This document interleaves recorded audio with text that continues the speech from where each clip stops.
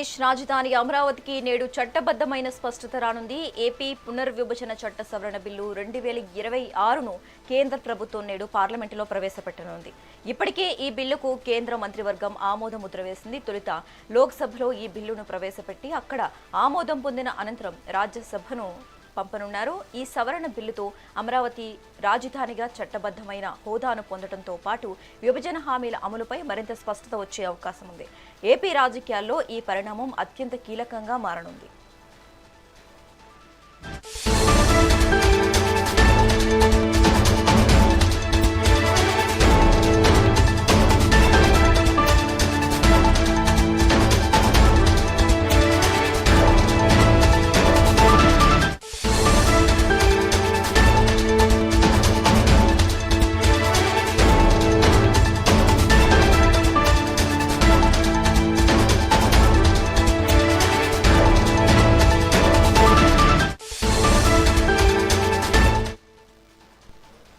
ఆంధ్రప్రదేశ్ రాజధాని అమరావతికి నేడు చట్టబద్దమైన స్పష్టత రానుంది. ఏపీ పునర్విభజన చట్టం సవరణ బిల్లు 2026ను కేంద్ర ప్రభుత్వం నేడు పార్లమెంటులో ప్రవేశపెట్టనుంది.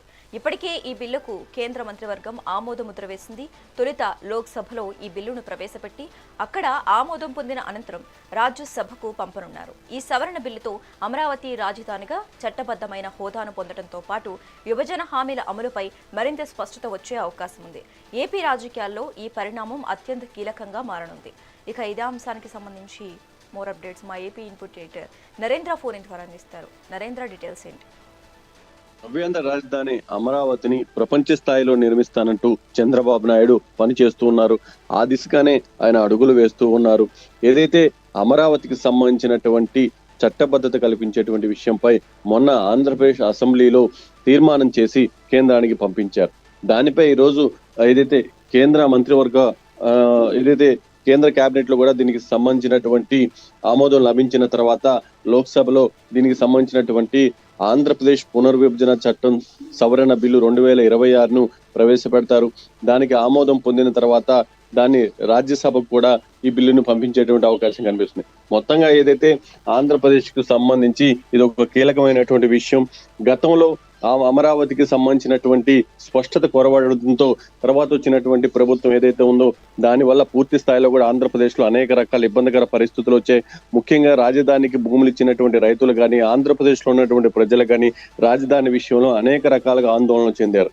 అయితే ఇప్పుడు కూటమి ప్రభుత్వం అధికారంలోకి వచ్చిన తర్వాత అలాంటి చిన్న చిన్న తప్పులు కూడా జరగకుండా అలాంటి చిన్న చిన్న అవకాశాలు కూడా ఎదుటి వారికి ఇవ్వకుండా పూర్తి స్థాయిలో అమరావతికి చట్టబద్ధత కల్పించే విధంగా అడుగులు వేస్తూ ఉంది. దానిలో భాగంగానే దీనికి సంబంధించినటువంటి తీర్మానాన్ని ఆంధ్రప్రదేశ్ అసెంబ్లీ చేసి కేంద్రానికి పంపించింది. కేంద్రం కూడా దాన్ని వేగంగా ముందుకు తీసుకువెళ్తున్నటువంటి పరిస్థితి స్పష్టంగా కనిపిస్తుంది.